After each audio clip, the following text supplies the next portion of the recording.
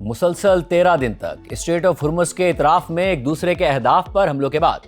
گزشتہ 3 دنوں سے امریکہ اور ایران نے فی الحال ایک دوسرے پر حملے روک دیے ہیں، جبکہ اب سے کچھ دیر پہلے امریکی نیوز ویب سائٹ ایکزیوس کے نمائندے باراک رویت نے رپورٹ کیا ہے کہ آج صدر ٹرمپ نے ان سے بات کرتے ہوئے خود کہا ہے کہ انہوں نے ایران پر حملے روکنے کا فیصلہ اس لیے کیا تاکہ مذاکرات کو ایک اور موقع دیا جا سکے، لیکن ساتھ ہی ٹرمپ نے اپنے روایتی انداز میں ایک بار پھر خبردار بھی کر دیا کہ اگر سفارتکاری ناکام ہوئی تو وہ دوبارہ بڑے پیمانے پر فوجی کارروائیوں کا حکم دے سکتے ہیں۔ ایکزیوس کی رپورٹ کے مطابق اس وقت مذاکرات کا مرکز ایک ایسے نئے معاہدے پر ہے جس کے تحت اسٹریٹ آف ہرمز کو دوبارہ کھول دیا جائے گا اور جامع جوہری معاہدے پر بات چیت کا دوبارہ آغاز کر دیا جائے گا۔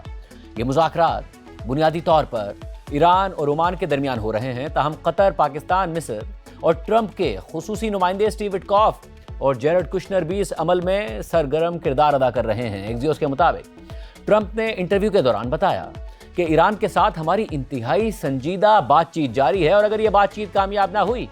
تو ہم دوبارہ انتہائی سخت فوجی کارروائی کی طرف چلے جائیں گے۔ اس دوران جب ٹرمپ سے پوچھا گیا کہ وہ سفارتکاری کو کتنا وقت دینے کے لیے تیار ہیں تو ٹرمپ نے کہا کہ زیادہ وقت نہیں، یا تو یہ سفارتکاری بہت جلد کامیاب ہو جائے گی یا پھر بالکل کامیاب نہیں ہوگی۔ ٹرمپ نے مزید کہا کہ انہوں نے جمعے کو حملے اس لیے روکنے کا فیصلہ کیا کیونکہ ثالثی کرنے والے ممالک نے ان سے مذاکرات کو ایک اور موقع دینے کی درخواست کی تھی۔ ٹرمپ کے مطابق ایران سے بات کرنے والے تمام لوگوں نے ان سے کہا ہے کہ فائر نہ کریں۔ ٹرمپ نے یہ بھی کہا کہ ان کے خیال میں ایران معاہدہ کرنا چاہتا ہے۔ رپورٹ کے مطابق ٹرمپ نے ثالث ممالک کی حملے روکنے کی درخواست ماننے کی وجہ بیان کرتے ہوئے کہا کہ اس سے اگر کچھ حاصل نہیں ہوتا تو اس سے کوئی نقصان بھی نہیں ہوگا۔ ٹرمپ نے مزید کہا کہ حملے روکنے کے بعد تیل کی قیمتوں میں کمی آئی ہے، اسٹاک مارکیٹ میں بہت تیزی دیکھنے میں آئی ہے۔ ساتھ ہی رپورٹس بھی سامنے آئی ہیں کہ جمعے کو وائٹ ہاؤس میں ہونے والے ایک اعلیٰ سطح کے اجلاس میں